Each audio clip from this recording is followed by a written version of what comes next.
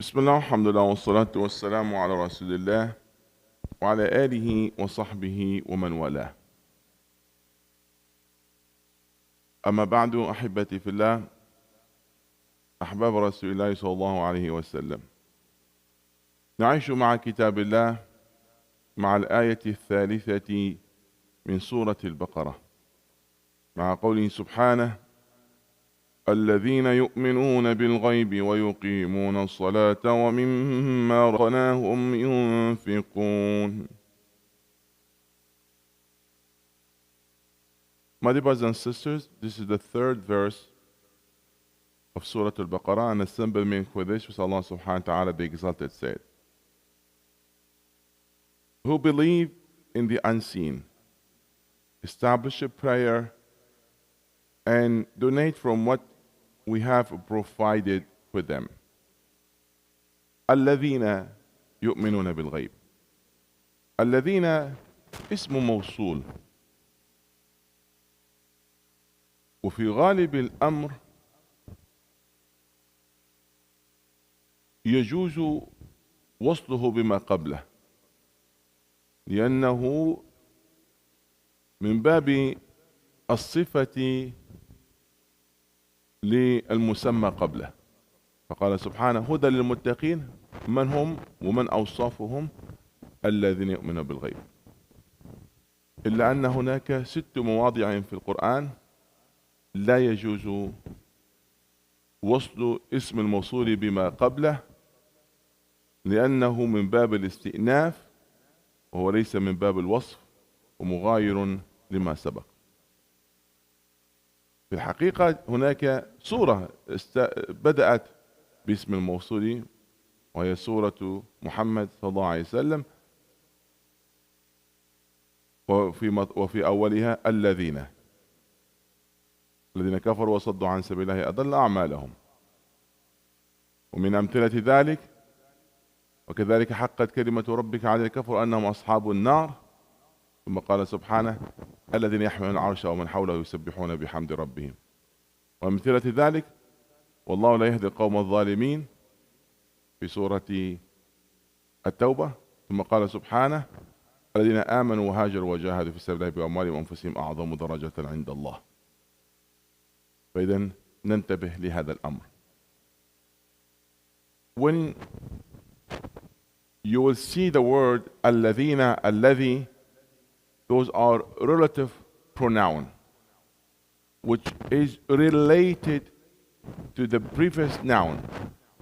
So normally it comes as a description to the noun before, which it's permissible to connect it. So for example here, هدى للمتقين, who are they? الذين يؤمنون بالغيب. So it comes as a description. So you can connect it. Can I recite هدى للمتقين الذين يؤمنون بالغيب? Definitely. Despite that the beginning of the verse or not. So definitely you can. However, like of those they are like to stop at the end of the verse and start with the other one, they can do that as well, and maybe it's preferable in some cases.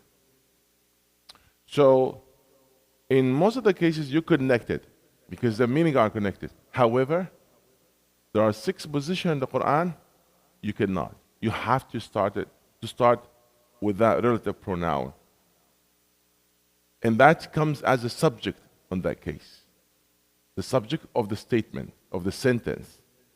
So to initiate a new meaning is not connected with the previous word. Is that possible? Yes.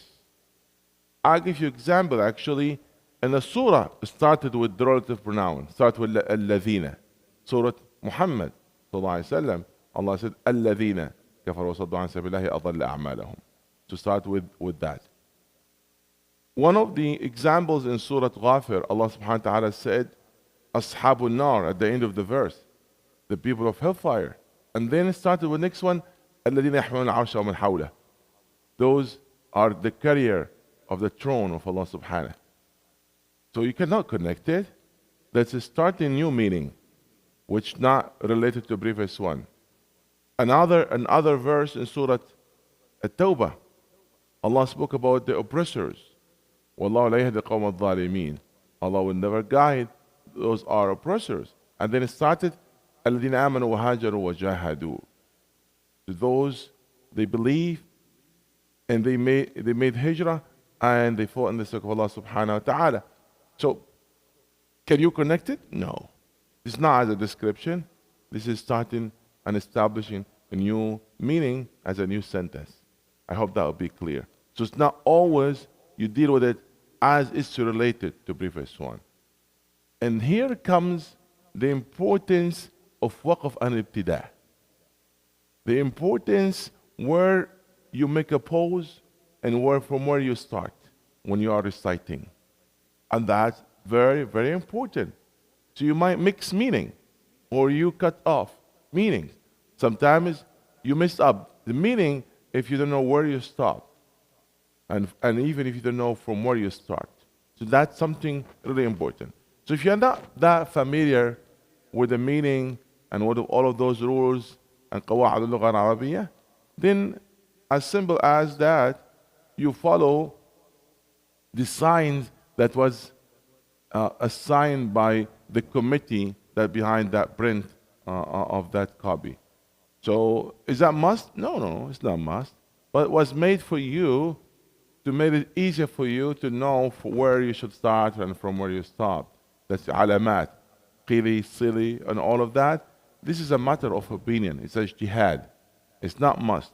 This was added by the committee that wrote the Quran because they knew some people are having distance, from the Arabic language and not necessarily they understand the meaning. So in order to avoid all of that, just follow those, signs and you'll be safe in this case. الذين يؤمنون بالغيب. قبل أن نتكلم عن هذه المعاني، لو نظرنا في هذه الآيات فإن المولى سبحانه وتعالى تكلم عن المتقين ووصفهم بأوصاف، ثم تكلم عن الكافرين ووصفهم بأوصاف، ثم تكلم عن المنافقين ووصفهم بأوصاف. الآيات التي تحدثت عن صفات المؤمنين 4 آيات، والتي تحدثت عن صفات الكافرين 2، والتي تحدثت عن صفات المنافقين آيات عدة، تزاوجت 8 آيات. فسبحان الله، وهذا لحكمة. المؤمن حاله ظاهر،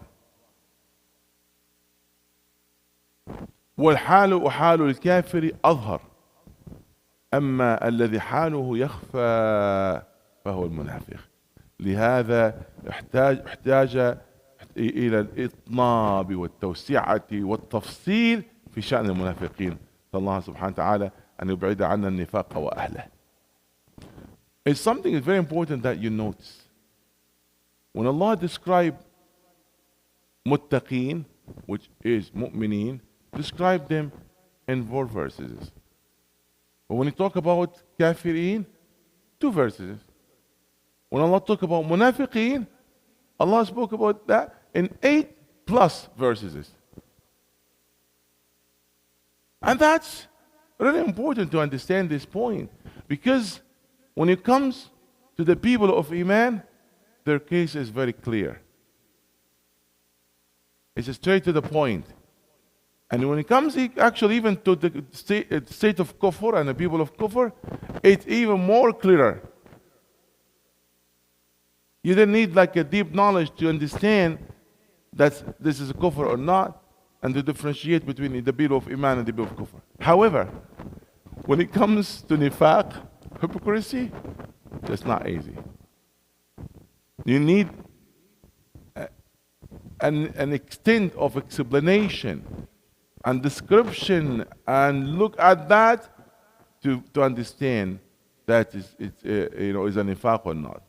So the iman requirement are simple and direct. But when it comes to the opposite, when it comes to people of kufr and nifaq, that's different, especially the people of nifaq. The people of nifaq, that's the worst. When it comes who are worse, it's not the people of kufr, it's the nifaq. there's a chance for the people of kufr that they might change. And the chance is less for the people of nifaq. And their harm to the ummah are worse.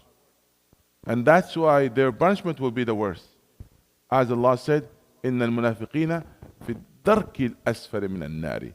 Those are hypocrites. In terms of those are hypocrites, they will be in the lowest degree, which Allah used the word darak. Daraja, up, and darak is down. So will be degrees down, the lowest degree down in the hellfire. May Allah protect us from all of that.